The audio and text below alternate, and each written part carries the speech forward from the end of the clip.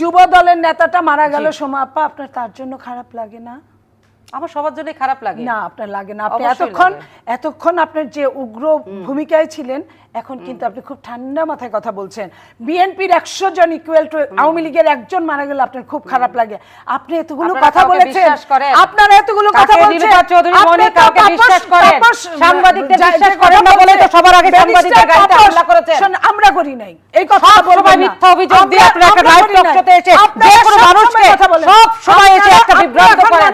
আপা আপনারা আজকে আলোচনা করেন, আপনারা নিজেরা নিজেদের মধ্যে সমঝোতা করেন, সংলাপে বসেন, এই জন্য আলোচনা করেন। এই রাজপথ আজকে যারা আসার কথা ছিল, আপনারা রাজপথ রক্ষা করবেন না।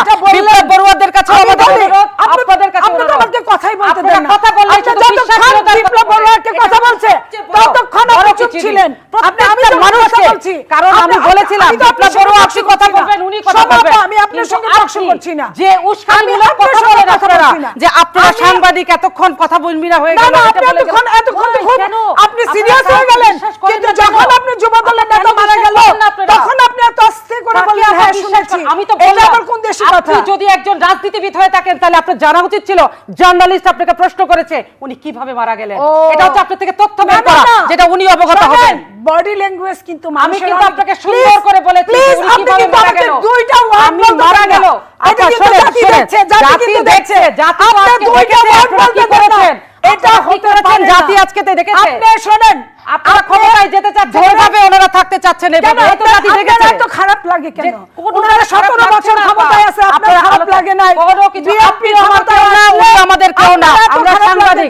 প্রশ্ন করলে আপনারা বলে যান আপনারা অমকের দালালি করছেন, অমকের দালালি। আমি দোহাই আপনাদের সাংবাদিকতাকে সাংবাদিকতায় আপনি আলোচনা চালিয়ে যান। আপনারা দোহাই আপনারা আলোচনা চালান নিজেদের মধ্যে। আপনি তো কথাই বলতে দিচ্ছেন না, কিন্তু অন্যদিকে উস্কানিমূলকভাবে ডাইভার্ট করবেন না।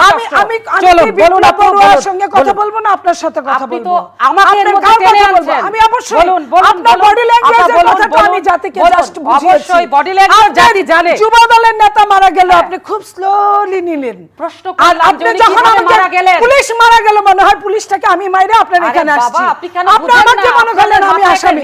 অবস্থান থাকে আপনি বলেননি, যেটা বলছেন আপনি বলেননি যে উনি কার কিভাবে মারা গেছেন। এই মারা গেছেন উনি প্রশ্ন তুলতেন, আপনি বলতে পারেননি। আপনার সাংবাদিকতায় যায় না।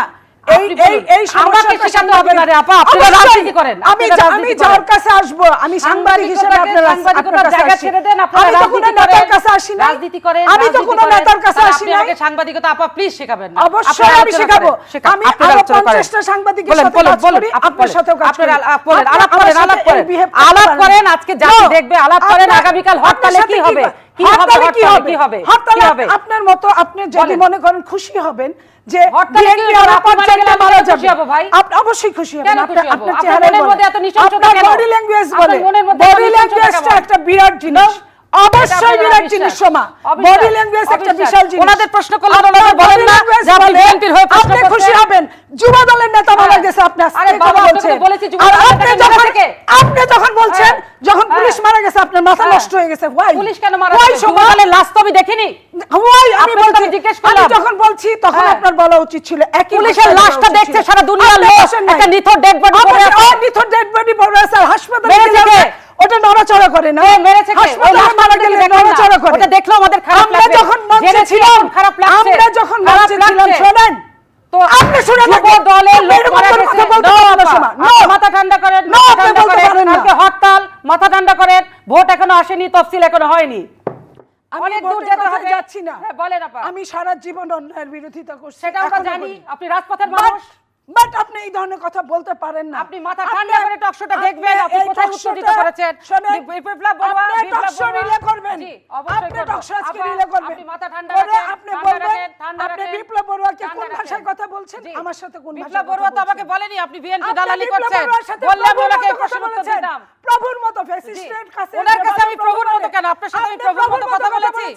আমার সাথে আপনি বিশ্বাস করেন, ঝগড়া করবেন না, ঝগড়া করবেন না বাবা, ঝগড়া করবেন না। আজকে একটা সুন্দর দিন, আজকে একটা সুন্দর দিন, ফেব্রুয়ারি পূর্ণিমা। আপা মাথা ঠান্ডা করেন, মাথা ঠান্ডা করেন। আপনাকে শুধু বলা হয়েছিল শান্ত মাথায় আপনাদের যুবদলের কর্মীটা কি করে মারা গেল।